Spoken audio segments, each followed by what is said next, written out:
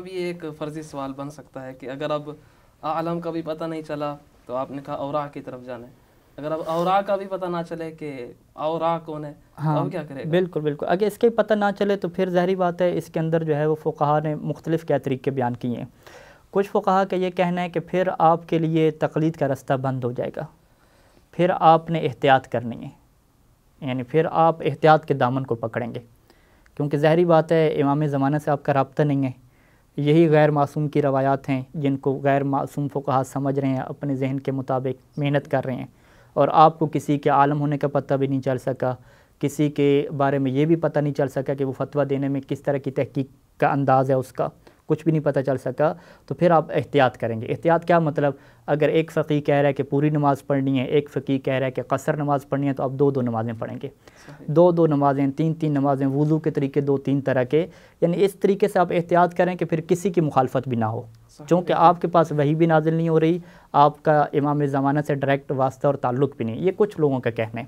لیکن آیت اللہ سید ثانی جو اس حوالے سے رہنمائی فرماتے ہیں وہ تھوڑا سا دائرہ کو کھولتے ہیں۔ وہ کہتے ہیں کہ احتیاط کرنا وہاں پر ضروری ہوگا کہ اگر آپ فقہا کے فتوے کو جمع کریں اور ان کا نتیجہ کیا نکلے، ان کا نتیجہ یہ نکلے کہ چاہے اس فقیہ کے فتویٰ پہ عمل کروں یا دوسرے فقیہ کے فتویٰ پہ عمل کروں، ہر صورت میں میرے اوپر واجب آتا ہے، دونوں جہات سے واجب آتا ہے یا دونوں جہات سے میرے اوپر کیا آتی ہے، حرمت آتی ہے۔ اس کو ہم فقہ میں کیا کہتے ہیں؟ الزام، تکلیف الزامی،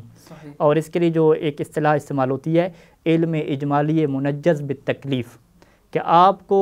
تکلیف شرعی کا الزام کے بارے میں علم ہو جائے کہ چاہے میں اس فقیہ کے فتویٰ کو لے لوں یا دوسرے کے فتویٰ کو لے لوں، میرے اوپر ہر صورت میں واجب ہی آتا ہے۔ فرض کریں فقہا کا اختلاف ہو گیا کہ اگر آپ پاکستان سے نجف اشرف پہ آئے ہیں یا آپ ڈرائیور ہیں تو آپ کے لیے کیا زیارت کے دوران پوری نماز پڑھنا ہے یا قصر پڑھنا ہے، کیونکہ آپ ڈرائیور ہیں، کثیر السفر ہیں یا کثیر السفر نہیں ہیں۔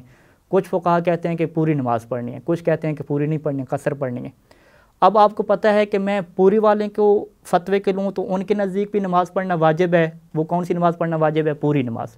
اور جو کہتے ہیں قصر نماز پڑھنی ہے ان کے نزدیک نماز پڑھنا واجب ہے، یعنی ادھر فتویٰ لوں تو پھر بھی واجب، ادھر فتویٰ لوں تو پھر بھی واجب، لیکن ایک صورت میں واجب 4 رکھتی ہے، ایک صورت میں واجب کیا 2 رکھتی ہے۔ تو یہاں پہ سید ثانی فرماتے ہیں کہ اگر آپ سب کے فتوے کو لے لیں اور ہر طرف سے آپ کے اوپر واجب آ رہا ہے، وہاں پہ احتیاط کرنا آپ کے لیے کیا ہو جائے گا؟ ضروری ہو جائے گا۔ لیکن اگر ایسا نہ ہو، ایک طرف سے واجب ہو ایک طرف سے مستحب ہو،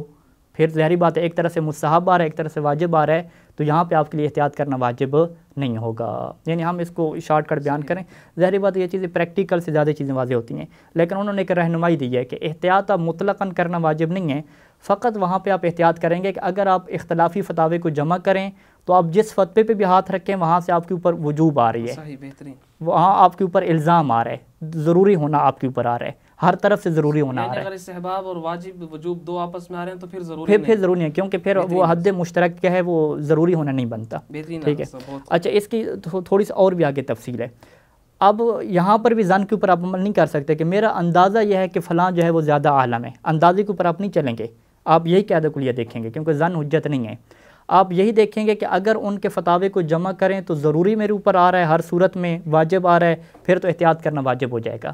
اور اگر آپ کہتے ہیں کہ میں ان کے فتاوے کو جمع کروں تو ضروری ہونا نہیں آ رہا، کیونکہ ایک مستحب کہہ رہا ہے ایک واجب کہہ رہا ہے، ضروری ہونا نہیں آ رہا، پھر احتیاط کرنا ضروری نہیں ہے۔ لیکن اگر آپ کے پاس یہ علم ہوا، کم از کم کون سا علم ہوا کہ کم از کم جو 3 فقہا ہیں یہ کیا ہیں؟ عالم ہیں، یا کم از کم 4 فقہا عالم ہیں، ان میں سے کوئی ایک عالم ہے، اسے ہم اپنی اصطلاح میں کیا کہتے ہیں؟ شبہ محصورہ کہتے ہیں۔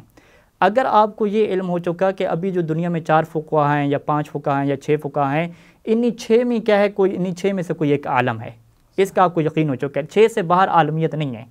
تو اس صورت سے سید ثانی فرماتے ہیں کہ آپ احتیاط تو کریں گے ان موارد میں۔ اب جن موارد میں اگر آپ جمع کریں تو آپ کے اوپر ضروری تکلیف نہیں آ رہی، وہاں پہ آپ زیادہ جو عالمیت کا احتمال ہے آپ اس کے اوپر کیا عمل کریں گے۔ یعنی ہم یوں کہوں، اگر میں یوں کہوں کہ اگر آپ کے پاس شبہ محصورہ ہے اور آپ کے نزدیک ثابت ہو چکا ہے کہ انہی فقہا میں سے کوئی ایک عالم ہے، تو پھر آپ کے لیے جس کے بارے میں زیادہ احتمال عالمیت ہے اسی کی تقلید کرنا کیا ہو جائے گا؟ ضروری ہو جائے گا۔ لیکن اگر آپ کے پاس شبہ معصورہ بھی نہیں، آپ کہتے ہیں کہ نہ 3 نہ 4،